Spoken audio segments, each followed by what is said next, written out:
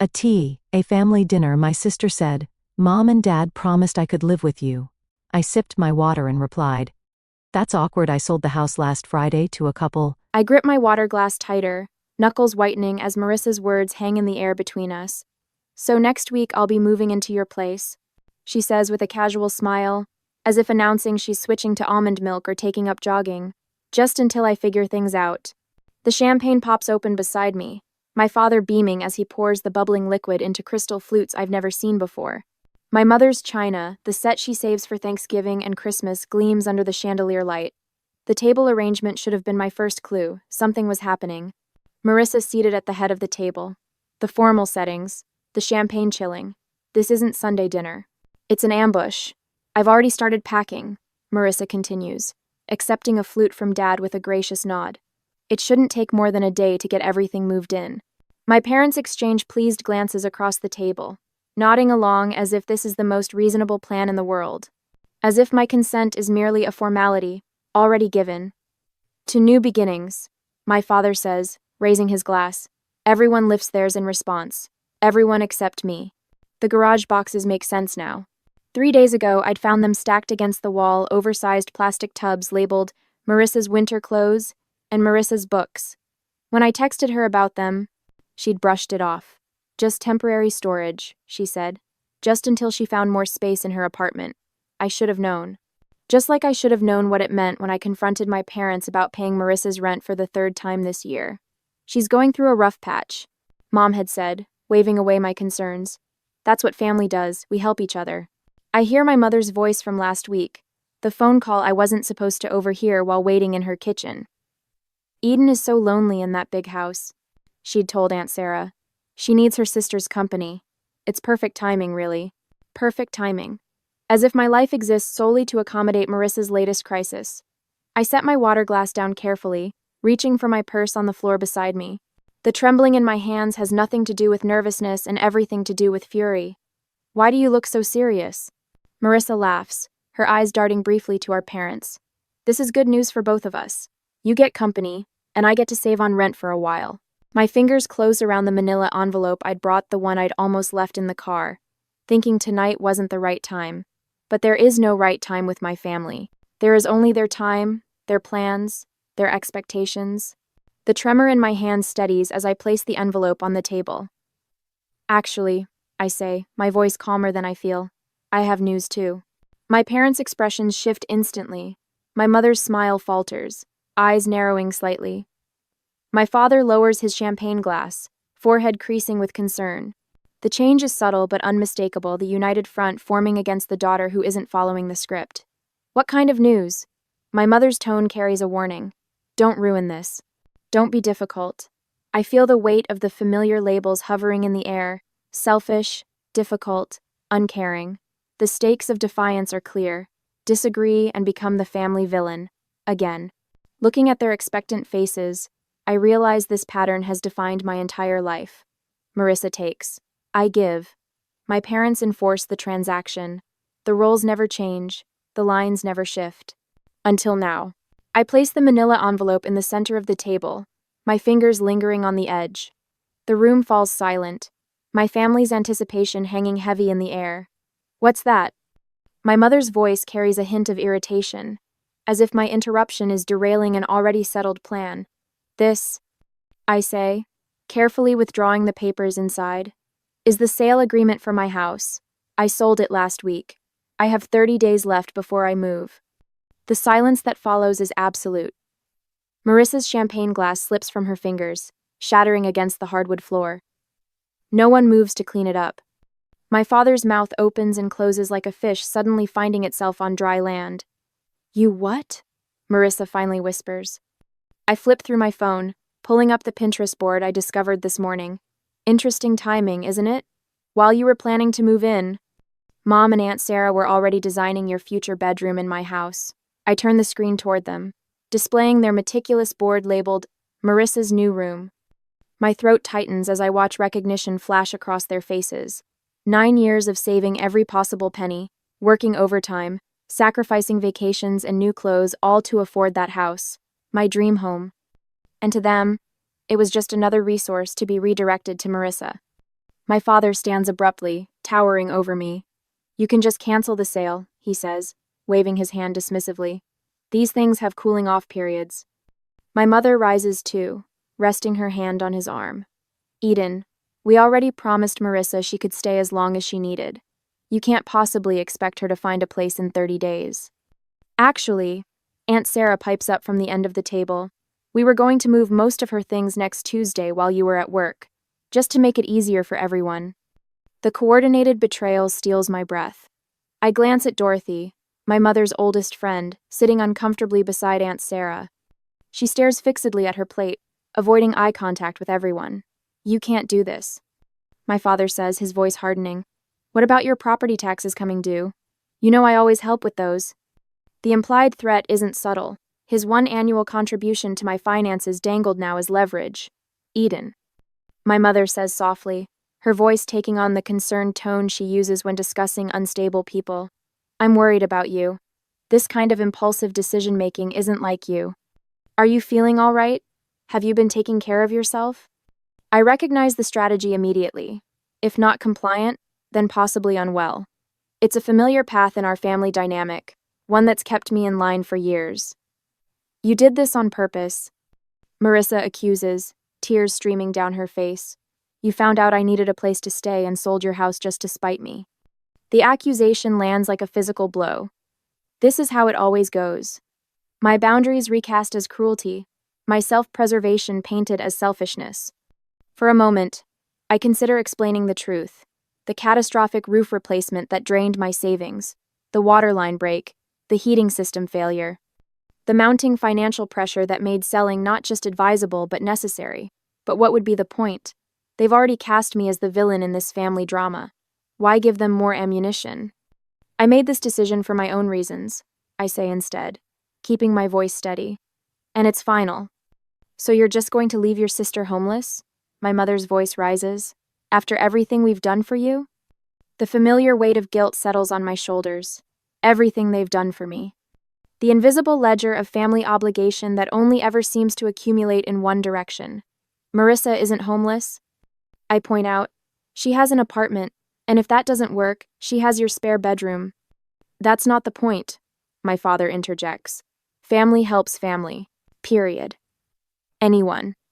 The unspoken remainder of that sentence hangs in the air, and you're not being family. I think, I say carefully, gathering the sale papers back into the envelope, that we have different definitions of help. Under the table, I feel a gentle squeeze on my hand. Dorothy, still avoiding eye contact with everyone else, whispers so quietly I almost miss it. Good for you. It's a small validation, but in this moment, it feels monumental. One person in this room doesn't see me as selfish or cruel for protecting myself.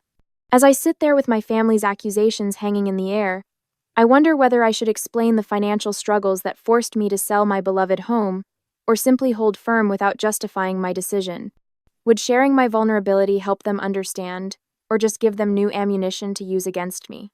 The first call comes Tuesday morning while I'm fixing my coffee. Aunt Sarah's name flashes on my phone screen, unusual for a weekday before 9. Eden, honey, I just talked to your mother. Her voice carries that particular tone, the one reserved for funerals and family scandals. Is it true you sold your house just to keep Marissa from staying with you? My coffee sloshes over the rim of my mug, scalding my fingers. What? Marissa called me in tears last night, said you sold your beautiful home out of spite, knowing she needed a place to stay. The burning on my hand fades as a different heat rises in my chest. That's not what happened. Your sister will be homeless, Eden. I never thought you could be so cruel. The calls continue all day. Uncle Robert, Cousin Jennifer, even my father's golf buddy Chuck, whose connection to this situation escapes me entirely. Each conversation follows the same script. Marissa's desperate situation, my apparent heartlessness, their profound disappointment in me. While preparing dinner, I make the mistake of checking Facebook. Marissa's latest post appears at the top of my feed. The hardest lesson in life is learning who truly has your back when times get tough. Family should be forever, not just when it's convenient. 27 sympathetic comments follow, including one from Mom. We're here for you, sweetheart. Always. The knife in my hand chops carrots with increasing force. The final blow comes Thursday. when my colleague Lisa stops by my desk, her expression pinched with concern. "I ran into your sister at Starbucks this morning," she says, lowering her voice. "She told me about the house situation. If you need help finding her temporary housing, my church has a program." The carrot pieces on my cutting board splinter under the blade. "What exactly did Marissa tell you?" Lisa shifts uncomfortably. "Just that she's facing homelessness because of some sudden decision you made." She seemed really upset. My jaw tightens so hard it aches. "Thanks for your concern, Lisa. But Marissa isn't homeless. She has an apartment, and parents with a 4-bedroom house." After Lisa leaves, I lock myself in the bathroom stall, hands trembling as I text my sister. "Stop telling people I'm making you homeless. It's a lie and you know it." Her response arrives instantly. "You're selling the house I was counting on. What would you call it?" The roof replacement came first, $11,000 I hadn't budgeted for, when the March storms revealed leaks in 3 different rooms. I emptied my vacation fund and took a small loan, telling myself it was a one-time emergency. Then the water line broke in April. $8,200 for emergency repairs and landscape restoration. I canceled plans to visit my college roommate in Arizona, picked up weekend marketing work for a local realtor, and ate ramen for dinner more nights than I care to admit. The heating system failure in June was the final blow, $5,000 I simply didn't have. Each night after work, I'd sit at my kitchen table, surrounded by spreadsheets and bank statements, calculating and recalculating figures that refused to balance. The crying started around then. Silent tears that came only after midnight, when I was certain no neighbors walking dogs might glance through my windows and see the truth that the woman they waved to each morning, the one who always appeared composed and capable, was falling apart behind closed doors. My reflection in the bathroom mirror each morning reveals the dark hollows beneath my eyes that concealer can't quite hide, collarbones more pronounced against my blouses. When my pants began slipping at the waist, I punched new holes in my belt, rather than buy smaller sizes. Temporary situation, temporary solution. While maintaining this facade, I pack my home each evening. 9 years of memories sorted into keep, donate, and trash. Books that once lined entire walls now fill boxes stacked in corners. The wedding photos of friends, the graduation pictures of cousins, the vacation snapshots all bubble-wrapped and nestled in containers labeled with blue marker. Through it all, I document everything. Bank statements in chronological order. House repair invoices filed by date and category. Text messages screenshot and saved. A fortress of paper proof against the siege of family fiction. While packing my office bookshelf, I find it a framed photo I'd almost forgotten. Me, standing on the front porch of this house, the day I signed the mortgage papers, keys clutched in my hand, smile threatening to split my face. The realtor had taken it as a surprise, catching the exact moment I realized I'd actually done it, purchased a home entirely on my own. I traced the frame's edge, remembering that feeling. Pride without a hint of apology. Accomplishment without anyone else's approval attached. I place it carefully atop the nearest keep box, this tangible reminder of what I built and what no one can diminish.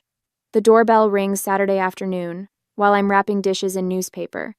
Through the front window, I spot my parents' Buick in the driveway, Marissa's red compact behind it. No warning text, no courtesy call. I consider not answering, but the knocking grows more insistent. When I open the door, they file in like funeral directors, solemn, judgmental, prepared to manage a difficult situation. Mom spots the boxes immediately. "You're really going through with this madness." I fold the newspaper around another plate, securing it with tape. "The closing is in 3 weeks. Your sister needs you." Mom's voice rises slightly. "You've always been selfish, but this is beyond understanding. Your sister needs you." The plate in my hands remains steady, though something shifts inside me. I've spent my entire life being told what Marissa needs. The words emerge calmer than I feel. "Did anyone ever ask what I need?" Dad clears his throat. "Eden, be reasonable. I need financial stability. I need to sleep at night without panic attacks about bills. I need to not drain my retirement fund for house repairs I can't afford." I continue wrapping dishes methodically. Unlike past confrontations, I don't stop what I'm doing to give them my full attention. I don't offer beverages or comfortable seats.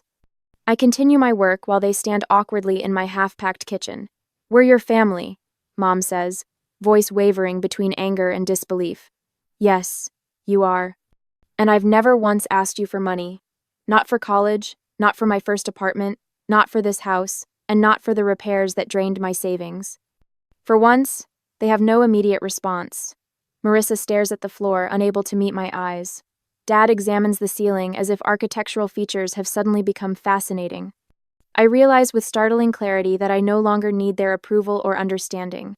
The constant ache for validation I've carried since childhood has quieted, replaced by something sturdier. When I stand to reach for another stack of plates, I notice my posture has changed. Shoulders back, spine straight, eyes level with theirs instead of downcast as usual. The physical manifestation of an internal shift. Dorothy arrives that evening with Thai food and 2 bottles of wine. She helps me pack photo albums while sharing stories of her own sister, the one who didn't speak to her for 3 years after Dorothy refused to co-sign a loan. Family patterns are the hardest to break, she says, carefully wrapping a crystal vase my grandmother left me, but sometimes breaking them is the only way forward. Monday brings an unexpected text from my colleague Thomas. Need help moving? Got a truck and strong back. Family often sees us least clearly. Just say when. That afternoon, Barbara, my financial advisor, emails confirmation of my townhouse application approval. Based on your financials, this move reduces your housing costs by 42%. The right decision for your long-term security. Call if you need anything else. The contrast strikes me as I review these messages over dinner. These people ask what I need, rather than telling me what to give. They offer specific help instead of vague demands. That night, I spread my financial documents across the dining room table: bank statements, repair invoices, property tax assessments, retirement account withdrawals. Everything meticulously organized, the complete picture of my financial reality. Tomorrow's family meeting won't be an intervention for me, but a reckoning with facts they've chosen to ignore. My one advantage remains unspoken. The sales agreement includes a 30-day rent-back clause. For a month after closing, I can stay in the house while finalizing my townhouse purchase. Breathing room they don't know I have. At exactly 7 o'clock Tuesday evening, the doorbell rings. When I open it, I find not just my parents and Marissa on the porch, but Aunt Sarah, Uncle Robert, and my cousin Jennifer, standing behind them, a family firing squad assembled for execution. I stand at the head of my dining room table, a position that feels foreign yet right. The manila folder in my hands holds every financial statement, every bill, every painful reminder of why I had to sell my home. My fingers no longer tremble as I open it. Before anyone says another word, I need you all to see something. My voice carries a steadiness I don't entirely recognize. The family gathering looks larger than I anticipated. My parents, Marissa, Uncle William, Aunt Sarah, and my support team, Dorothy, Barbara, and Thomas. I lay out the documents methodically, arranging them in chronological order: bank statements, emergency fund withdrawals, contractor invoices. Each paper tells part of the story I've kept hidden. This is the roof replacement from last spring. I slide the $11,200 invoice toward the center where everyone can see it. The 30-year shingles only lasted 22. Insurance covered nothing. Uncle William adjusts his glasses, leaning forward with a frown that cuts deep lines across his forehead. Waterline repair, $8,200. Another paper joins the first. When the city updated the main line, it revealed my connection was deteriorating. No warning, no payment plan offered. NES. My mother shifts in her seat but remains uncharacteristically silent. Heating system replacement, $5,000. The third major bill completes my trinity of home ownership nightmares. The energy efficiency rebate covered barely a quarter of the cost. I maintain direct eye contact as I speak, something I rarely managed in family confrontations before. Barbara nods almost imperceptibly from her seat near the window, encouraging me to continue. My emergency fund is gone. I place my bank statement on top, the balance painfully clear. My financial advisor recommended selling while the market is still hot rather than risking a forced sale later when I might be underwater. Marissa's chair scrapes against the hardwood as she stands abruptly. This is creative accounting, Eden. You've always been good with numbers when it suits you. Her voice carries the familiar accusatory edge. You're just trying to avoid your family responsibilities. Uncle William, whose judgment I've feared since childhood, surprises me by turning toward my sister. Marissa, what's your current employment situation? Last I heard you were between jobs. The unexpected redirection leaves Marissa fumbling. I'm exploring opportunities. The job market is complicated right now. My mother jumps in. William, this isn't about employment. Family duty exists regardless of finances. Eden has always had that beautiful house with all that extra space. Speaking of space, Aunt Sarah interjects, her reading glasses perched on her nose as she examines my heating bill. Why can't Marissa stay with you and Roger? You have that guest room you just redecorated. The conversation shifts like a current, pulling away from me and swirling around the room as family members begin questioning the arrangement I've endured my entire adult life. Dorothy clears her throat. I've known this family for 20 years. Eden bought her house without any family financial support. Meanwhile, I've watched Marissa receive help with rent, car payments, and credit card bills repeatedly. Her voice carries the weight of long observation. The pattern has been clear to everyone except those closest to it. Barbara straightens her blazer before speaking. As Eden's financial advisor, I can tell you that enabling financial dependency ultimately harms both parties. The one giving depletes their resources, while the receiver never develops crucial life skills. Thomas, sitting quietly until now, leans forward. My brother lived with my parents until he was 42. They paid his bills, made his appointments, solved his problems. When they passed, he had no idea how to function. He lost their house within a year because he never learned to manage money. He glances at my parents. Sometimes the most loving thing is to stop rescuing someone. The room falls unusually quiet as these outside perspectives penetrate the family mythology we've operated under for decades. Uncle William breaks the silence. Eden, why didn't you share these financial struggles sooner? I hesitate, the question catching me off guard. Should I maintain the privacy and independence that had served as my armor for years? Or would opening up to select family members create the support system I never thought possible? Before I can answer, my father shifts in his chair, eyes fixed on the hardwood floor. It's the first time I can remember him sitting through a family discussion without dominating it. My mother's rigid posture gradually softens, her hands now resting open on the table instead of clenched in her lap. Marissa stands suddenly, grabbing her purse. This is ridiculous. You're all acting like I'm some kind of parasite. Eden has always been the golden child with her perfect house and perfect job, while everyone ignores how hard things have been for me. When no one jumps to her defense, she storms toward the door. The slam echoes through the house as she leaves. Uncle William waits for the reverberations to fade before speaking again. I think it's time we had a family financial planning session, for everyone.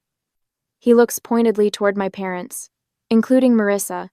My mother's eyes glisten with unshed tears, but for once, they're not being weaponized against me. My father reaches for her hand across the table, his face unreadable, but his silence speaking volumes. For the first time in a family confrontation, I'm not the one left feeling like I've done something wrong. I arrange the last of my kitchen glasses into a box, wrapping each one in newspaper with methodical precision. My final week into my 30-day countdown, and the house already feels hollow, memories peeling away with each item packed. The doorbell rings. I check my watch right on time. My parents are nothing if not punctual when they have an agenda. I open the door to find not just my parents but Marissa too, standing on my porch like a united front. My mother clutches her purse with white knuckles. My father's smile appears rehearsed. Eden, honey, my mother says, stepping inside without waiting for an invitation. We've been talking, and we think we've found the perfect solution. A compromise, my father adds, his voice carrying that false cheerfulness he reserves for difficult conversations.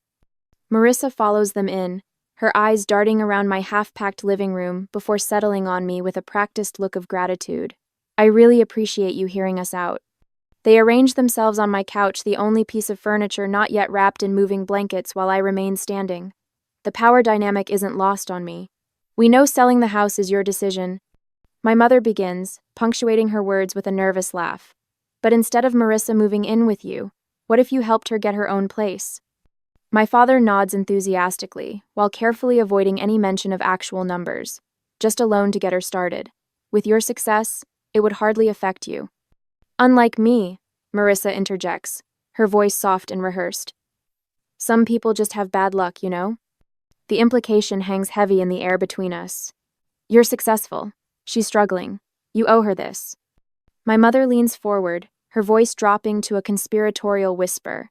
Eden, The family has always stuck together. If you can't help your sister just this once. She trails off, the threat clear. Cut Marissa off, and I cut myself off from the family. I walk to the dining room table where I've laid out several documents. They watch me, confusion replacing their certainty. I'm meeting with my lender tomorrow, I say, picking up a pre-approval letter. For a townhouse downtown, the monthly payment will be nearly 40% less than my current mortgage. I hand the letter to my father, whose eyes widen at the numbers. Selling this house isn't just about Marissa. It's about rebuilding my emergency savings after 3 major home repairs drained them. It's about reducing my financial stress. I take a deep breath. It's about finally prioritizing my financial health. My mother starts to speak, but I hold up my hand. I can't support Marissa financially, I continue, but I can help her support herself. I pull a business card from my pocket and hold it out to Marissa. She stares at it without taking it. Our marketing department has an entry-level position opening next week. The starting salary would cover rent on a 1-bedroom apartment. I spoke to HR yesterday, and they'd be willing to interview you. Marissa's mouth opens, then closes. For once, she seems genuinely speechless. This isn't charity, I add. It's an opportunity. Whether you take it is your choice. My father stands abruptly, moving toward the window where bare hooks show where family photos once hung. Eden, be reasonable. Marissa needs... No, I interrupt, walking to the coffee table where I've placed a manila folder. This is what being reasonable looks like. I am C of no. I open the folder and pull out a spreadsheet, placing it on the table between us. The itemized list contains every financial gift my parents have given Marissa over the past 5 years. Car payments, rent supplements, credit card bailouts. The total at the bottom, circled in bright red, makes my mother gasp. I compiled this from the conversations you've had in front of me. I suspect the actual total is higher. My father picks up the paper, his forehead creasing as he studies the numbers. This isn't love, I say quietly. It's dependence, and it's hurting both of you. My father opens his mouth to object, then falls silent, his eyes fixed on the spreadsheet. We just wanted to help her, my mother whispers, tears welling in her eyes. The best help is teaching someone to stand on their own, I reply, my voice steady despite the hammering in my chest. You taught me that once, remember? When I wanted to quit college because it was too hard? The memory hangs between us, my father refusing to let me move back home, when calculus overwhelmed me, insisting I find a tutor instead. We're doing you no favors by making life too easy, he'd said then. Strange how principles change when applied to different daughters. The silence stretches, broken only by the sound of packing tape from the box I'd abandoned when they arrived. Finally, my father puts his arm around my mother's shoulders. We should go, he says quietly.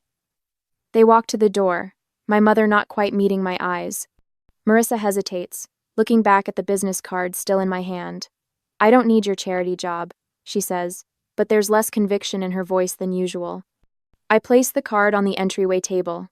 It's not charity, it's opportunity. She turns away, but as she follows my parents out, I catch her slip the card into her purse when she thinks I'm not looking. The door closes behind them. I stand in my half-empty living room, listening to their car start and pull away. The silence feels different now, not hollow, but open, expansive. I sink onto the couch, running my hand over the familiar fabric. Tomorrow it goes into storage until I move into the townhouse. 9 years of memories in this house, and now an uncertain future lies ahead. I feel both liberated and isolated, triumphant and alone. The family dinner next month looms in my mind. Will they even still want me there? Has this confrontation permanently altered our relationships? The answering machine light blinks with 3 new messages. Probably more relatives calling to weigh in. I ignore it, focusing instead on the business card Marissa took. One small step. Perhaps the first of many.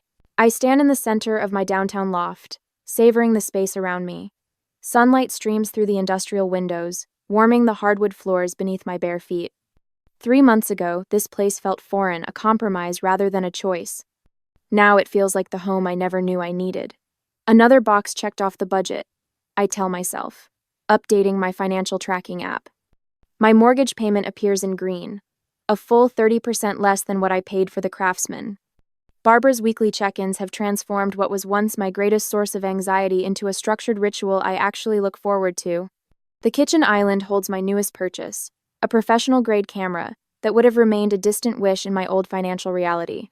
My first photography class starts tomorrow evening, the course catalog still open on my tablet. I run my fingers over the camera's textured grip, permission to create rather than just survive. My phone buzzes with a reminder. Sunday dinner at my parents'. I feel the familiar tightening in my shoulders, then consciously release it. These dinners have changed, just as I have. Later, I step through my parents' front door carrying a bottle of wine, rather than my usual tension headache. Dad greets me with a hug that feels genuine instead of perfunctory. "Eden, come see what your sister brought," he says, his voice carrying none of the comparative undertones that once filled our interactions. In the dining room, Marissa arranges flowers in a simple vase. She looks up, her smile reaching her eyes.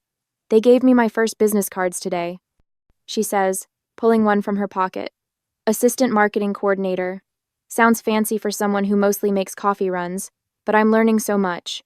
She hands me the card proudly, without the defensive edge that once colored her accomplishments. My mother appears in the doorway, carrying a casserole that isn't placed strategically closer to Marissa's place setting. "Tell us more about the social media campaign you mentioned last week," Mom says, looking directly at Marissa. Then she turns to me. "And Eden, how was your photography class?" I blink, still adjusting to the novelty of balanced attention. As we eat, I notice my father asking thoughtful questions of both daughters, not just fawning over Marissa's every word. 1 week later, laughter fills my loft as Dorothy raises her glass. To homes that shelter us and boundaries that protect us, she toasts. Around my coffee table sit Thomas, Barbara, Uncle William, and me, my chosen family, alongside the blood relative who surprised me most.